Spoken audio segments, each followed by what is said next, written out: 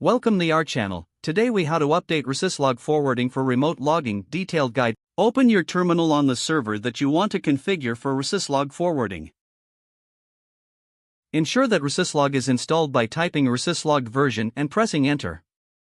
If it is not installed, use your package manager to install rsyslog.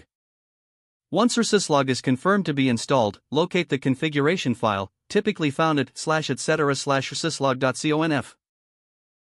Backup the original configuration file by running cp/etc/rsyslog.conf/etc/rsyslog.conf. Open the configuration file in your preferred text editor using nano/etc/rsyslog.conf or 6/etc/rsyslog.conf. Scroll to the section that handles remote logging.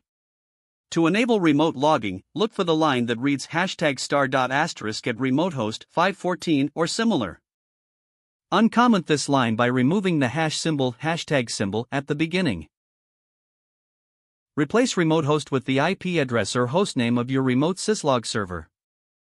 For redundancy, you may want to add a secondary server by adding another line, *** at its secondary host 514. If your remote server uses TCP instead of UDP, ensure both lines use @ symbols, @@. Save your changes and exit the text editor.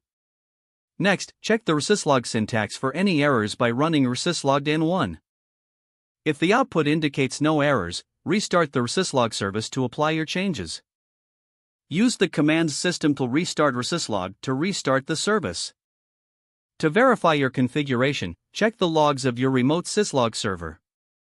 You can do this by logging into the remote server and viewing the syslog file, usually located at /var/log/syslog or /var/. Generate a test log entry on the local server using the command logger. This is a test log entry.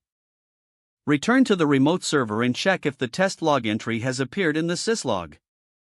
If the entry is present, your configuration has been successful. In case of issues, review the rsyslog and system logs for error messages and troubleshoot accordingly. If the page does not load, refresh the browser or try again in a private or incognito window. Make sure you are using the correct email address, then retype it carefully to avoid small typos. If your password is not accepted, use the reset option and create a new strong password you can remember. Check your spam folder for verification or security emails, then complete any requested confirmation steps. Enable two-factor authentication if available to improve account security and reduce unauthorized access risk. After signing in, review your profile details so your contact information and settings are accurate and current.